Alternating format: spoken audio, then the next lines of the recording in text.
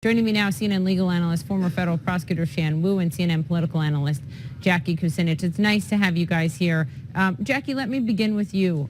Look, this is expected to be heated, and even more so because of what some House Republicans on this committee are demanding of Rosenstein and of the DOJ, that they turn over all of the documents tied to the beginning of the 2016 election Russia probe.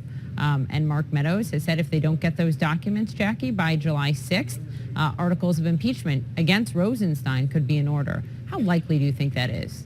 It's hard to say. It's hard to see Paul Ryan letting that happen. He's been trying to bring the temperature down on this throughout.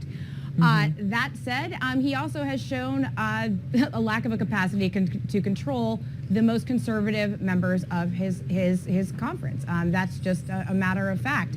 And they certainly have been very loud and very demanding of these documents. So we're just going to have to see, Poppy. It's hard to predict what the House Republican Conference is going to do these days. Before we move on, Shan, I just have one other beat for Jackie, and because tied to this is what the president chose to message this morning, Jackie, from the White House on Russia, and that is reiterating a Putin-Kremlin talking point. And let me read it for you. Russia, the president writes, continues to say they had nothing to do with meddling in our election. That is contrary to the findings of the U.S. intelligence agency, and it's perplexing as to why the president would continue to say that, as we know he's going next month to meet with Vladimir Putin. Right. And as this hearing about Russian meddling in the election gets underway. And that's certainly going to be one of the things as we watch this meeting he has with Vladimir Putin that we're going to be monitoring. He's also said that Crimea would rather be Russian because they speak Russian. So he really has taken the Russian. Should be Russian because they speak Russian. So he really has made a lot of overtures to Vladimir Putin, and it is perplexing because all of his intelligence agencies have said that Russia did meddle in the 2016 election. It's about as bizarre as, I suppose, saying Portugal, Brazil should be part of Portugal because they speak Portuguese.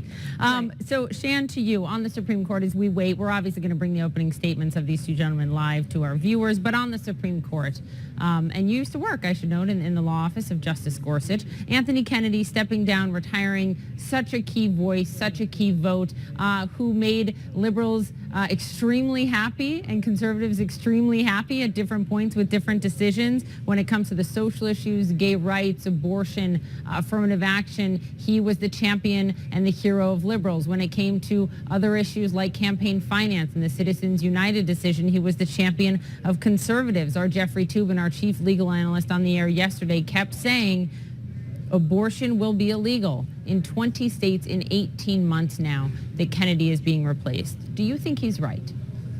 I think that's a little bit of a fast track. I think the way that the Roe issues would come up are probably going to be a little bit nuanced as opposed to a frontal attack on it.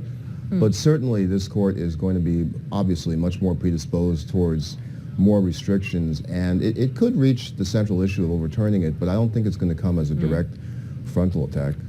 You know, last year when Ruth Bader Ginsburg, Justice Ginsburg, was speaking before an audience, one of the questions to her was, who should eat more kale in Washington? And she did not miss a beat, and her answer was Anthony Kennedy. Well, now that Anthony Kennedy will no longer be on the high court with her, do you think Chief Justice John Roberts is actually the liberals' best hope in some of these things, as at least an occasional swing vote? I mean, take, for example, the vote on Obamacare that infuriated conservatives. They called it a betrayal.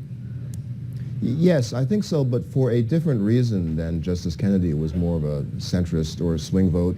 I think the Chief Justice, as all of them have been, is much more conscious of the court's image, its role, and making sure that the American public doesn't think of it as being a politically motivated entity, which sometimes it appears to be. I think for that reason, he will be a little bit more centrist, but I don't think you can look to him to really become a centrist.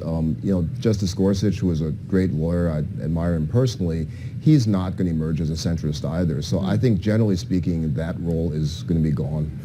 Jackie, it's critical that President Trump is the first president to get his Supreme Court nominees confirmed by a simple majority. And that actually goes back to 2013. It goes back to Harry Reid, sort of with the nuclear option on all judicial appointments. except for SCOTUS appointments needing just a simple majority. And then Mitch McConnell took it further last year to include SCOTUS. But do Democrats have a prayer here? And B, do they have a leg to stand on when they cry foul? You know, Democrats are in a world of hurt right now because their base right now is screaming that this not be able to go through because of what happened with Merrick Garland. And they really, the balance that they're going to have to strike is really difficult. I mean, look at how much money is already pouring from outside groups into this debate. If you are a vulnerable Democrat in, you know, Montana, North Dakota, West Virginia, your airwaves are just going to be flooded with pressure to vote for the president's nominee. The map was already really bad for Democrats when you're talking about politics. This makes it that much worse. And you saw what Heidi Heitkamp said yesterday, sort of responding to the president who attacked her and said, you know, will we get her vote on this one? Because he did have some support on the others. Thank you very, very much, Jackie Kucinich, Shan Wu. Nice to have you. Got to get a break in before this hearing. Again, this contentious hearing set to begin on Capitol Hill with the FBI director, the deputy attorney general. We'll be right back.